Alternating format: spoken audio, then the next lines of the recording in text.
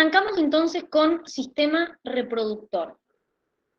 Como ustedes saben, el proceso de reproducción es el proceso por el cual los individuos forman nuevos individuos que son en parte semejantes a ellos. Es decir, en el proceso de la reproducción nosotros heredamos características, algunas ventajosas y otras no tanto, pero las heredamos de nuestros progenitores.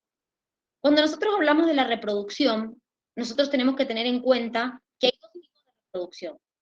La reproducción asexual y la reproducción sexual. La reproducción asexual es llevada a cabo por un proceso de mitosis y la reproducción sexual se basa en dos procesos.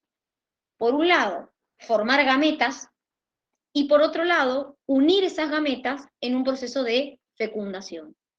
Entonces, en el proceso de formación de gametas, el hombre lo va a hacer en sus gónadas, donde va a producir espermatozoides, y la mujer lo va a hacer en sus ovarios para producir ovocitos. Una de las diferencias más importantes entre la gameta masculina y la gameta femenina es que la gameta masculina se mueve, tiene movilidad. El flagelo tiene movilidad. Entonces, es la gameta masculina, la que va en busca de la gameta femenina. Entonces ya van a ver que más allá de tener una cola que le permite desplazarse al espermatozoide, hay un montón de otros factores que favorecen el ascenso del espermatozoide para llegar a encontrarse con el ovocito. Cuando la gameta masculina y femenina se unan, se llama fecundación. Y de esa fecundación va a surgir el huevo o cigoto o embrión.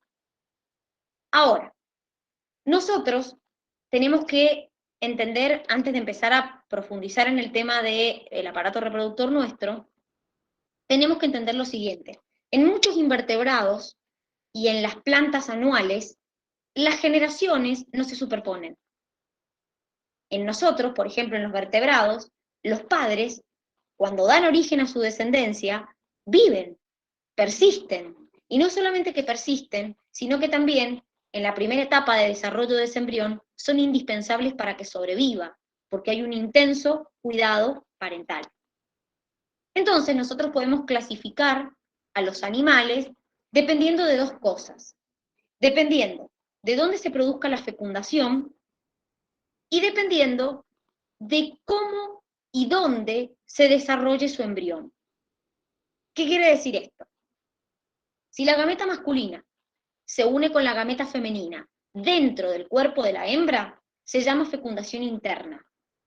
Eso es lo que pasa en las aves, en los mamíferos y en la mayoría de los reptiles. Ahora, si la gameta femenina se une con la gameta masculina fuera del cuerpo de la hembra, eso se llama fecundación externa. Por ejemplo, en los anfibios, en casi la mayoría de los peces y en los invertebrados. Pero, una vez que yo formé el huevo, o embrión, o cigoto, ese embrión empieza a desarrollarse, que de hecho es lo que van a ver en la unidad que sigue, que es desarrollo embrionario. Ahora, dependiendo de cómo y dónde se desarrolle el embrión, vamos a clasificar a los animales en tres grupos: ovíparos, ovovivíparos y vivíparos. ¿Qué quiere decir esto? El ovíparo, fíjense lo que dice ahí, la fecundación en ellos puede ser interna o externa.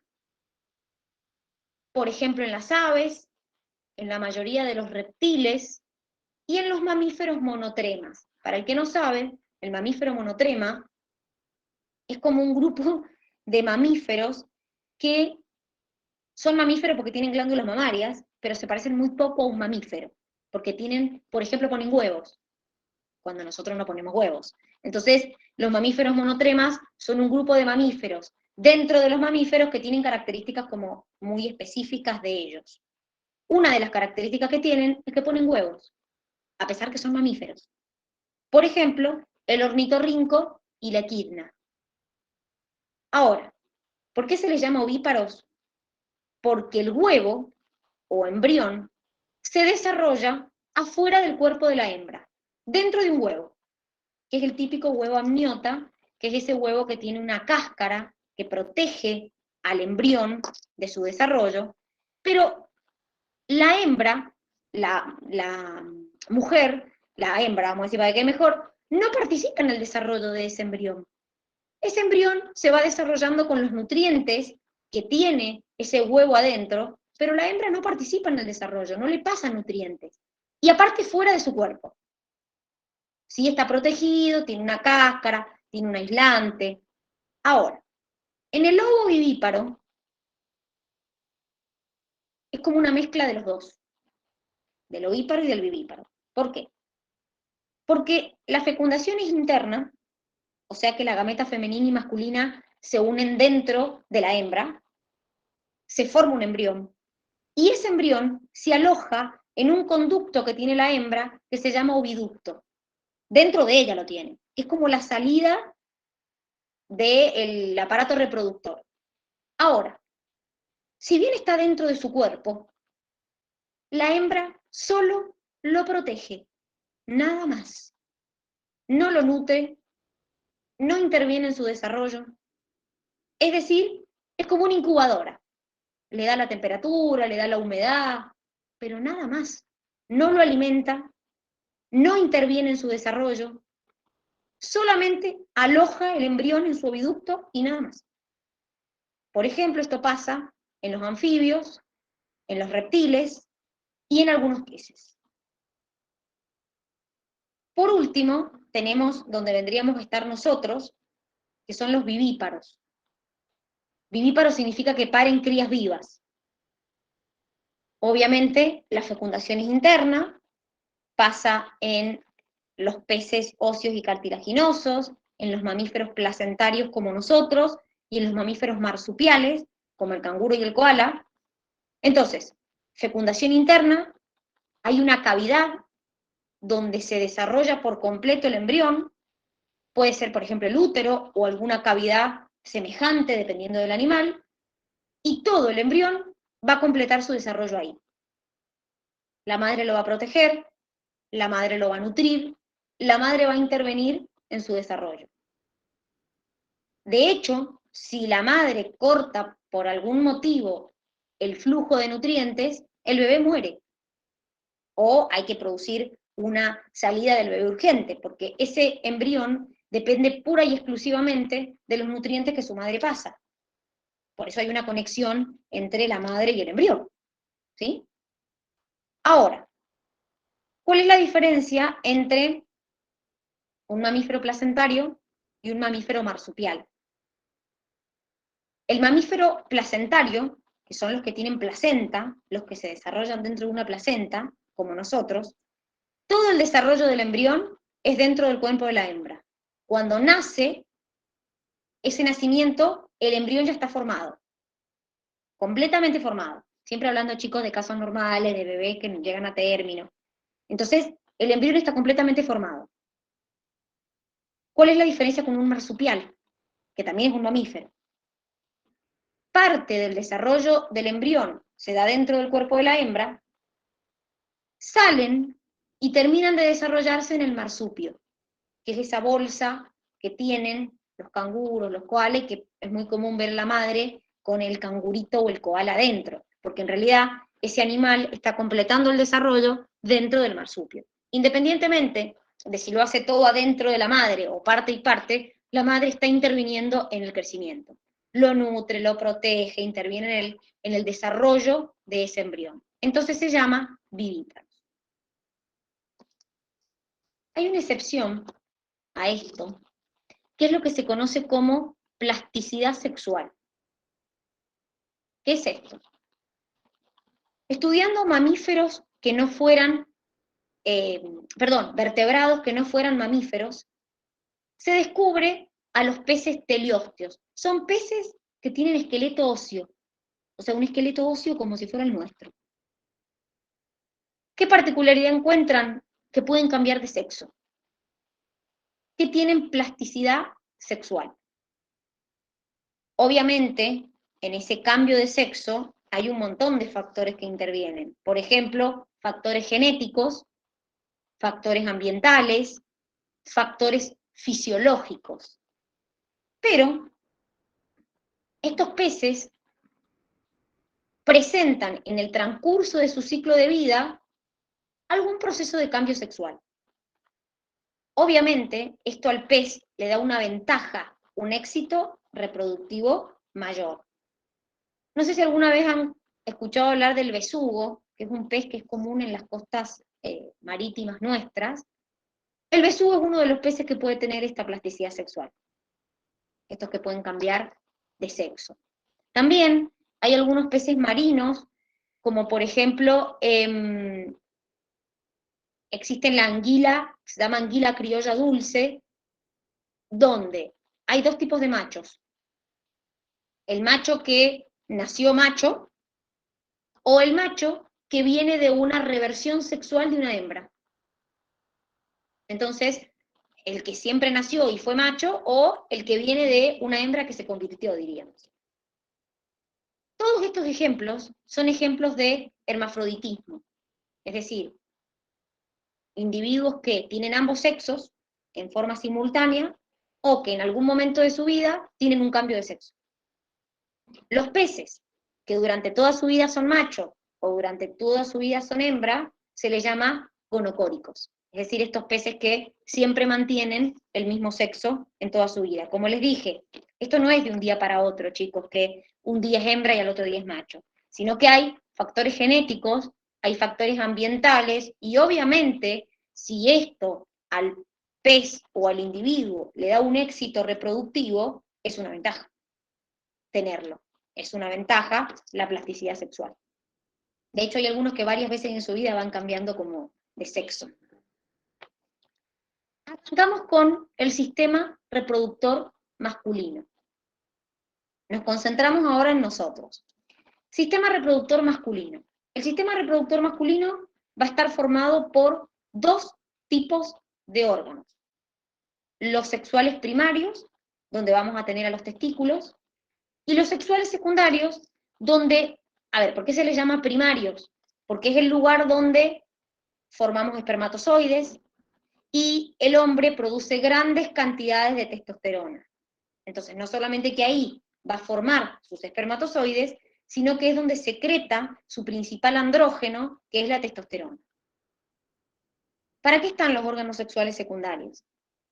El órgano sexual secundario, si bien no sintetiza hormonas ni produce espermatozoides, contribuye en el espermatozoide en su viaje o en algún tipo de secreción. Por ejemplo, el pene le permite al hombre la copulación. No produce espermatozoides, no produce hormonas, pero le permite el proceso de la copulación.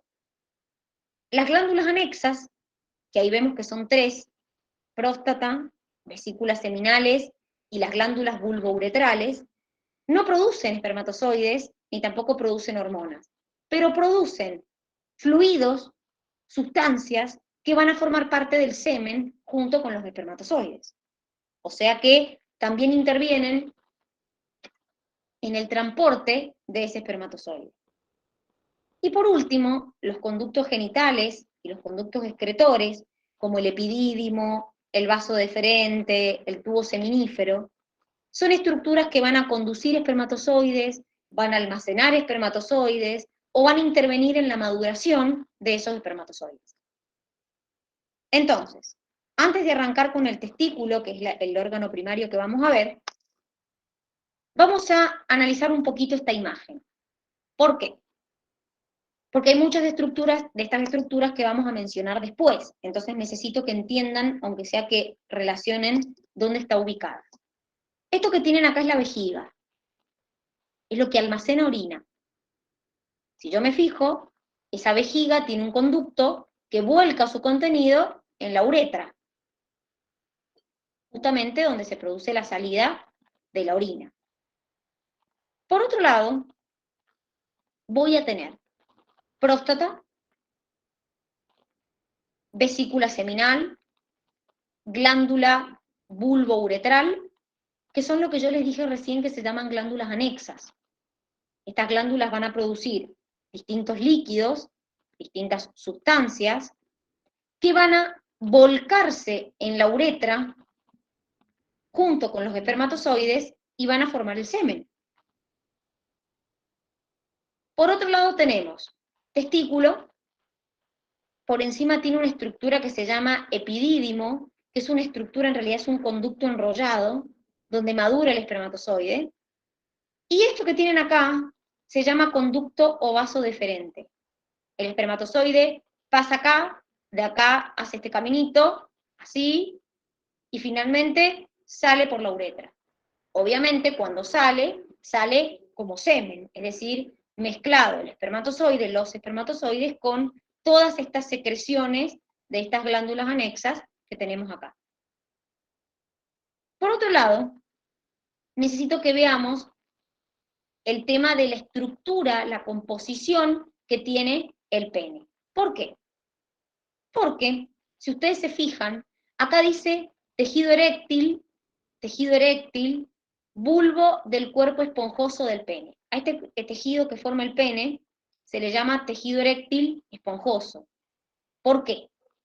Si uno pudiera ver el tejido de cerca, vería que en el tejido hay un montón de agujeritos, como si fueran las cabezas de un alfiler. Todos esos agujeritos se van a llenar de sangre y es lo que va a producir que se produzca la erección. Todos estos cuerpos cavernosos, estos agujeritos que hay en el tejido, se llenan de sangre y es lo que hace que el hombre tenga una erección. Entonces, por eso, acá donde dice tejido eréctil, son estos que ven acá como, lo que quiere representar la imagen es como si fueran cavidades, agujeritos, justamente son estos agujeritos que les digo que se van a llenar de sangre. Empezamos con los testículos. ¿Por qué son importantes? Ya les dije, ahí se van a originar las gametas, los espermatozoides, y ahí es donde el hombre va a producir su principal andrógeno, que es la testosterona. Los testículos, inicialmente, se encuentran en la cavidad abdominal. Antes del nacimiento, generalmente, hay niños que un tiempito después del nacimiento también pasa, los testículos descienden y se colocan dentro del escroto. El escroto es este saco o bolsa que rodea al testículo y que lo protege. Entonces, normalmente están dentro de la cavidad abdominal y descienden. Cuando en un bebé ha pasado el tiempo y no ha descendido adentro del escroto, se opera. Es decir, se hace una cirugía y se colocan a los testículos dentro del escroto. El tema es el siguiente: ¿por qué los testículos están fuera del cuerpo y no dentro como el ovario en la mujer? Porque los testículos, o mejor dicho, los espermatozoides, para producirse, necesitan 3 grados menos que la temperatura corporal que nosotros tenemos, o sea, que el hombre tiene. Por lo tanto, si los testículos estuvieran dentro del cuerpo, el hombre nunca podría producir espermatozoides. Porque se necesitan 3 grados menos de temperatura. Entonces, ¿qué hace el escroto? El escroto lo que hace es acercar o alejar los testículos del cuerpo dependiendo de la temperatura ambiente. Es decir, cuando la temperatura ambiente es muy fría, el escroto acerca el testículo al cuerpo. Cuando la temperatura ambiente es más cálida, el escroto aleja los testículos del cuerpo. ¿Por qué? Porque lo que se busca es que dentro del testículo haya la temperatura óptima para producir espermatozoides. Esa es la razón por la que están afuera y no dentro del cuerpo, como pasa en nosotros. Ahora, ¿qué hay dentro del testículo? Dentro de los testículos yo encontraría un montón de compartimentos, un montón de huequitos que básicamente lo que hacen es tener en su interior lo que se llaman túbulos seminíferos. Es decir, túbulos enrollados que se encuentran dentro de esos compartimentos. ¿Cuál es el tema este? Lo que a mí me interesa que sepan del túbulo seminífero es que dentro de ese tubo y entre los tubos voy a encontrar células que son importantísimas para distintos procesos. Entre los tubos voy a encontrar las células de Leydig, que son células que producen testosterona. Dentro de los túbulos seminíferos voy a encontrar a las células espermatogénicas, que me van a dar origen a los espermatozoides, y a las células de Sertoli, que me van a nutrir y sostener a mis espermatozoides. Ojo con esto, porque siempre se confunden y siempre se los preguntan. Una cosa son las células que están entre los tubos y otra cosa las células que están dentro de los tubos. Entonces, las de Leydig entre los tubos, las de Sertoli y las células espermatogénicas dentro de los tubos. Como les dije acá, por eso... Dani, dime. perdón, las células de Leydig están entre los túbulos, ¿no? Exactamente. Y son las que te van a producir la testosterona. El principal, a ver, el hombre también produce andrógenos en la corteza suprarrenal, que es lo que nosotros conocemos como sexocorticoides, pero son muy poquitos los que produce. La principal fuente de producción de testosterona en el hombre son los testículos, puntualmente las células de Leydig. Entonces, estas células van a desarrollar espermatozoides en un proceso que se llama espermatogénesis, que ustedes ya lo vieron en ciclo celular. No les estoy contando nada nuevo. Sí nos interesa que acá entiendan lo siguiente. Miren,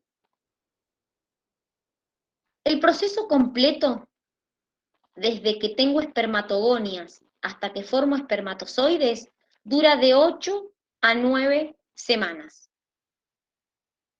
Pero lo que más demora es esta etapa final, que es la conversión de espermátide a espermatozoide, que se conoce como espermiogénesis. Ojo con los nombres. Espermatogénesis es el proceso completo, desde la espermatogonia a los espermatozoides, y la espermiogénesis es la conversión de las espermátides en espermatozoides. ¿Cómo arranca todo? Todo parte a partir de espermatogonias, que son células diploides que tengo dentro de los túbulos seminíferos. Si son células diploides, ¿cuántos cromosomas tienen? 46. 46. Bien. Obviamente, lo que yo tengo que hacer es poblar el testículo de espermatogonias, porque si no, imagínense que si el hombre tuviera una sola espermatogonia, forma 4 espermatozoides y se quedó sin espermatogonias. Entonces, el hombre, permanentemente por mitosis, multiplica la cantidad de espermatogonias que tiene, es decir, de células diploides, porque son las que van a iniciar posteriormente el proceso de formación de los espermatozoides. Entonces, repito, estas espermatogonias se van a ir multiplicando por procesos de mitosis y van a ir poblando el testículo. En determinado momento, parte de esas espermatogonias se diferencian, escuchen bien, en espermatocitos primarios. Acá no hay ninguna meiosis, acá es solamente una diferenciación. Por lo tanto, estos espermatocitos primarios tienen exactamente la misma dotación cromosómica que estas espermatogonias. Estas son las que inician la meiosis 1. Recuerden que la meiosis 1 tiene profase, metafase, anafase, telofase, y forma 2 espermatocitos secundarios. De cada espermatocito primario, obtengo 2 espermatocitos secundarios, que ya son haploides. ¿Qué significa que sean haploides? ¿Cuántos cromosomas tienen? 23. 23. Continúa el segundo proceso meiótico y formo las espermátides, que también tienen 23. ¿Cuál es la diferencia entre estos y estos, si los dos son haploides? Que la otra tenía como...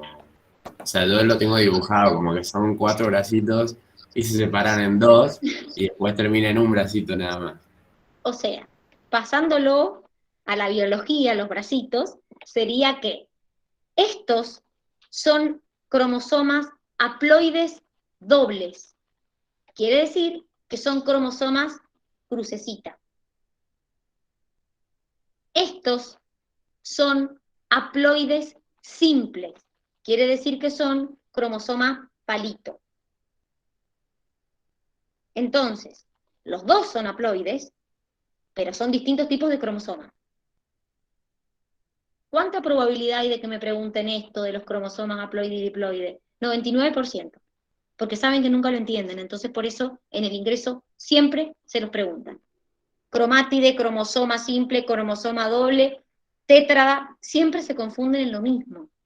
Entonces por eso es que son tan insistentes en que lo sepan. Ahora, estas espermátides van a hacer un proceso que se llama espermiogénesis, que dura de 4 a 8 semanas, y se van a convertir en espermatozoides. Estos dos tienen exactamente la misma dotación cromosómica. En este proceso no hay ningún cambio cromosómico, lo que cambia es la estructura del espermatozoide, pero no cambia la dotación cromosómica. Miren, para que se organicen mejor. Espermatogonia. La espermatogonia se diferencia en espermatocitos primarios. Esos espermatocitos primarios, meiosis 1, espermatocitos secundarios. Meiosis 2, espermátides.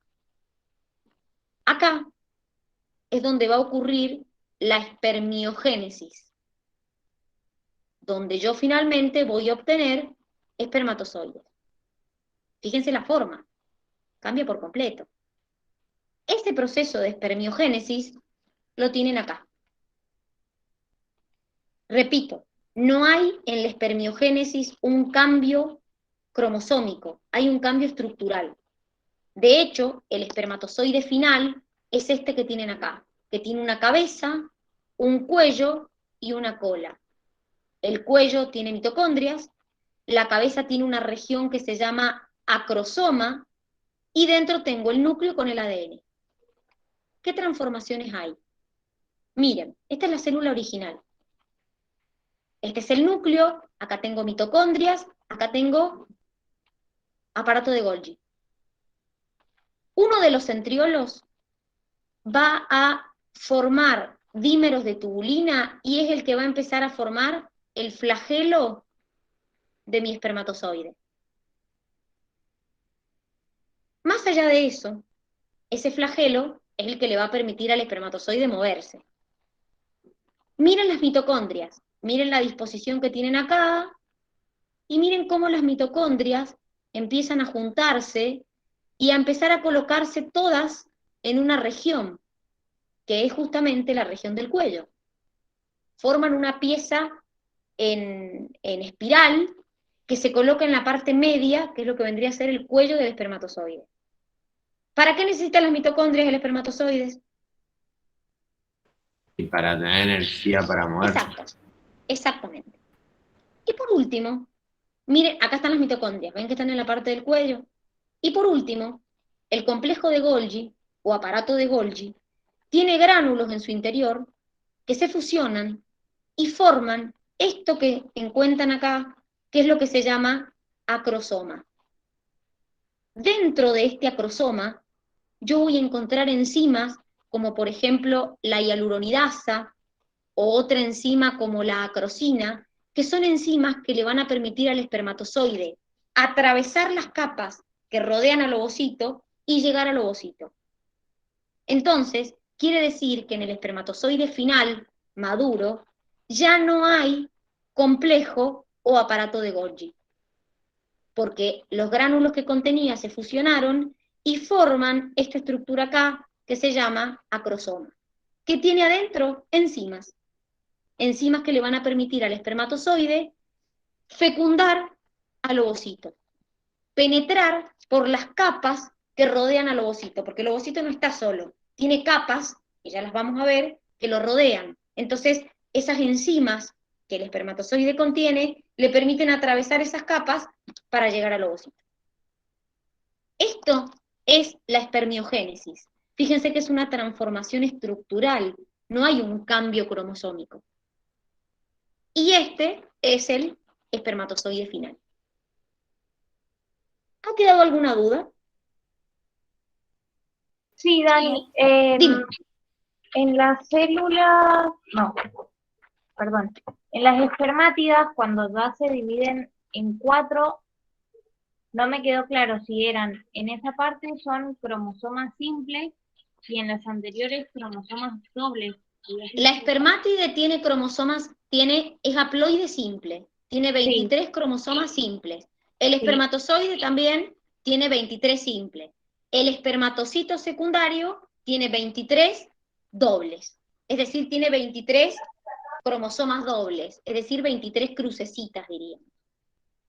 Ah, bien, perfecto, eso no había entendido, ahí me quedó claro. Gracias. Buenísimo. ¿Está bien decir cromosoma simple y doble o Sí se debe decir. Cromátide o algo así? En realidad el cromosoma simple es la cromátide, pero normalmente se nombra como cromosoma simple y cromosoma doble para indicar la forma, porque muchas veces confunden el cromosoma doble con la tétrada. Esa sí tiene un nombre propio, pero no está mal decir cromosoma simple y cromosoma doble. También un sinónimo de cromosoma simple es decir cromátide. En realidad la cromátide se le dice fundamentalmente cuando está formando el cromosoma doble. ¿Se entiende? O sea, cuando vos tenés estructura de cruz, a cada una se le llama cromátide. Pero después normalmente se le llama cromosoma simple y cromosoma doble. O sea, cada bracito es una cromátide. Cada palito es una cromátide. De la cruz, cada uno es una cromátide. Exactamente. Ah, ok. Gracias. Bien, muchachos, los dejo. Mañana seguimos con sistema reproductor. Así que nos vemos mañana, que tengan una hermosa noche. Chau, chau. Hasta mañana. Nos vemos. Chau, chau. Nos vemos.